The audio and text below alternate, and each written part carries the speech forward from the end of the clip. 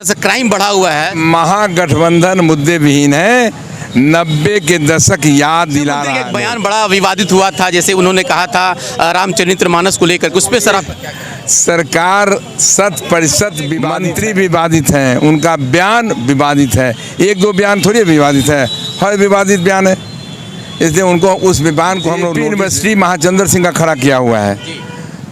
बच्चों का 45,000 बच्चों का सर्टिफिकेट रोक रखा था, मैंने सर्टिफिकेट इशू किया। बॉम्बे में नौकरी हो गई, इलाहाबाद में नौकरी हो गई, मूल प्रमाण पत्र नहीं मिल रहा है।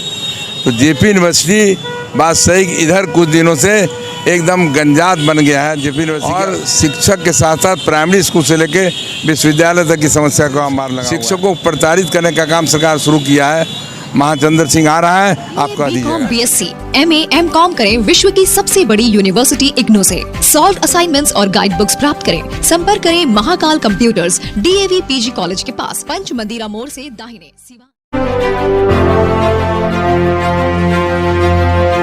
सुन रहे हैं क्या, इसको क्या कहा जाए?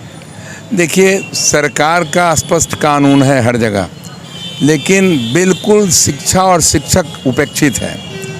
समस्याओं का बिल्कुल अंबार लगा हुआ है। मैं तो अभी चुनाव में हूँ, सारण स्नातक निर्वाचन क्षेत्र का चुनाव लड़ रहा हूँ। 7 बार लड़ा हूँ, 7 बार जीता हूँ। 6 टर्म सर आप रहे हैं लगा? हाँ, रहे हैं। और पिछले बार सर्टिफिकेट स्लिप किया है, हारा नहीं हूँ। इस बार मैं करीब से देखा हूँ शिक्षकों की समस्या, और चुनाव के बाद यदि जीत कर जाता हूँ तो बिल्कुल जो समस्याएं हैं समस्या विहीन करके रहेंगे। ये संघर्ष हमारा चालू होगा। लेकिन सर आपका जो रीज़न रहा, बहुत सारी हम लोग देखा, हालांकि उस वक्त हम लोग भी पढ़ाई किए हैं, उसी वक्त जेपी यूनिवर्सिटी में थे। सेशन की भी बात चल रही थी, शिक्षकों की बात चल रही थी, प्रोफेसर वगैरह के अपना अलग अलग मामला था। उसके बावजूद भी सर उसमें कुछ पुख्ता इंतजाम नहीं हो पाया। आज फिर समस्याएं ज्यों की त्यों खड़ी हैं। नहीं, समस्या तो कहेंगे तो घंटों लग जाएगा। जेपी यूनिवर्सिटी महाचंद्र सिंह का खड़ा किया हुआ है। बच्चों का 45,000 बच्चों का सर्टिफिकेट रोक रखा था, मैंने सर्टिफिकेट इशू किया।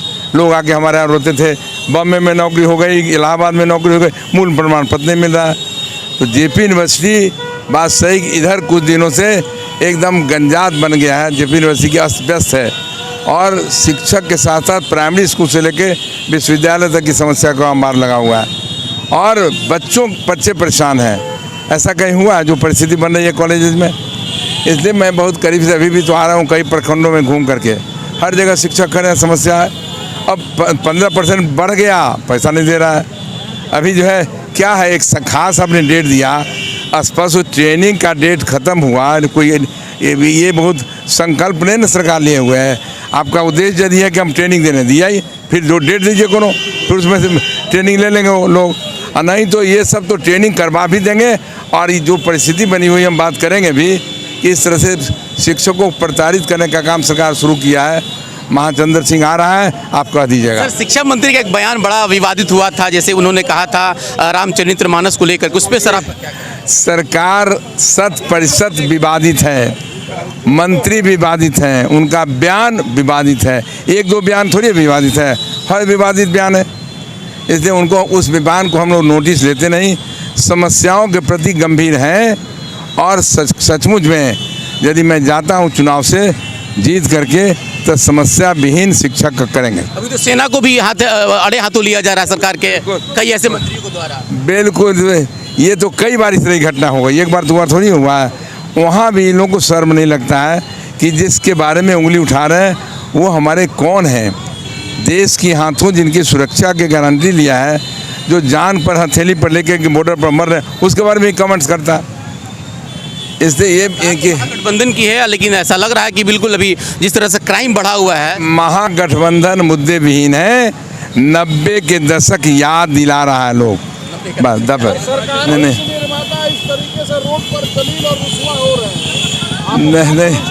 देखिए, हम तो देखे हैं वित्त रहित की मामला।